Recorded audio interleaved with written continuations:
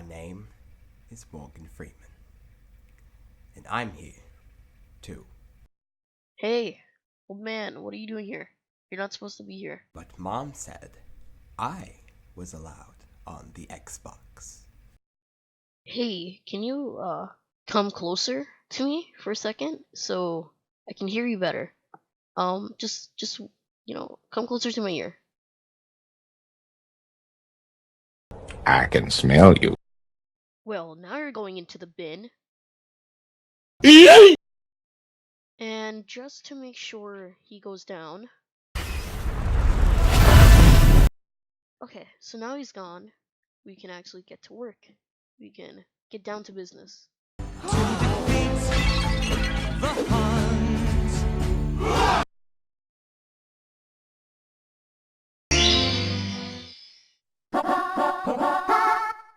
The first rhetorical strategy is sarcasm, from the Greek meaning to tear flesh. Sarcasm involves bitter, caustic language that is meant to hurt or ridicule someone or something. It may use irony in its device, but not all ironic statements are sarcastic. That is, intended to ridicule.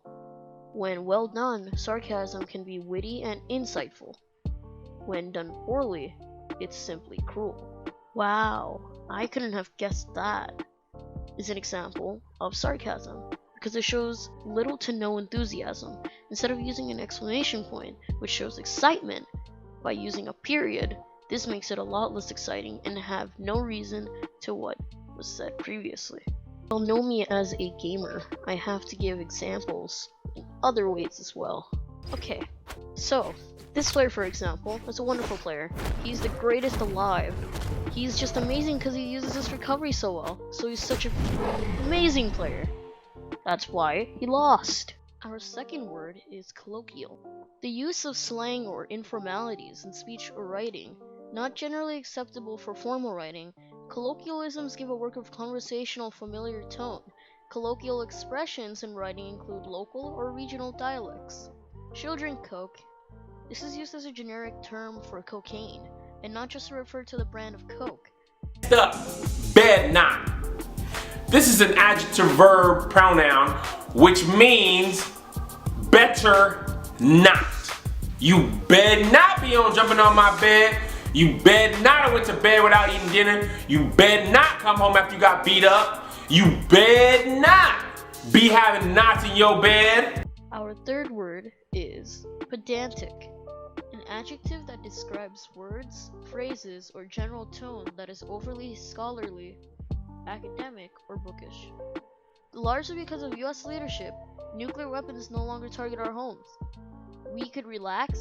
Instead, we are working to reduce nuclear arsenals further, eliminate chemical weapons, end the child maiming scourge of landmines, and ratifying a treaty that would ban nuclear explosives forever. The reason for this is the word scourge, a word that describes landmines in a sophisticated way of spreading knowledge on how instead of being calm, we are doing work and reducing chemical weapons and much more. Term autodidactic, to learn independently. Does that mean you learn in a vacuum or can never receive any outside help from anybody to any degree? No. That would be the equivalent to saying that independence means that you live and survive in a vacuum and are not in some way dependent on at least your environment. A guy who lives in a log cabin is still dependent on other things, even though he's off the grid. Our next word is didactic. From the Greek, didactic literally means teaching. Didactic works have the primary aim of teaching or instructing, especially the teaching of moral or ethical principles. There is no doubt, if you aim high enough, that you will be confronted by those who say that your efforts to change the world or improve the lot of those around you do not mean much in the grand scheme of things. But no matter how important you may sometimes feel, have courage still and persevere. It is certain, if you aim high enough, that you will find your strongest beliefs ridiculed and challenged. Principles that you cherish may be derisively dismissed by those claiming to be more practical or realistic than you. But no matter how wary you may become in persuading others to see the value in what you value, have courage still and persevere. The explanation of this example would be that it shows Albright wants to encourage women that they should aim high and believe in themselves, to never give up and to persevere with everything you got and to do much more than the people expect from you.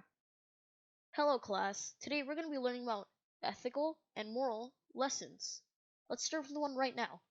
If you're by yourself at night, you have a chance of getting kidnapped, so you shouldn't do that. Also, when it's Halloween and you're by yourself, alone, you're gonna get poisoned and kidnapped. Sharing is caring and whatever, by the way. Yeah, so remember share. But as a teacher, I must say it real quick. Bring your pencils and paper, please! It's always so annoying! You don't bring your pencils, and I have to give you pencils! Oh my god! Our next word is symbolic. Generally, anything that represents itself and stands for something else. Usually, a symbol is something concrete, such as object, action, character, or scene, that represents something more abstract. However, symbols and symbolism can be much more complex. This morning, in these beautiful surroundings at the celebration of warm memory and high expectation, I summon you in the name of this historic college, of all who have passed through its halls, to embrace the faith that your courage and your perseverance will make a difference, and that every life enriched by your giving, every friend touched your affection, every soul inspired by your passion, and every barrier to justice brought down by your determination will enable your own life, inspire others, serve your country, explode outward the boundaries of what is achievable on this earth. Explanation of why this would be symbolic is because Mandela and Albright describes this morning in a descriptive and abstract way by making the morning a lot more beautiful than what most people think. Today me will live in the moment unless it's unpleasant, in which case me will eat a cookie. In Madeleine Albright's speech, the last section of her speech, lines 96 through 107, resembles symbolism by using parallelism and extreme language to express the tone of the passage. Albright uses parallelism to describe the beautiful surroundings of the morning. For example, she uses the word by repetitively to explain the perseverance that can make a difference in the world.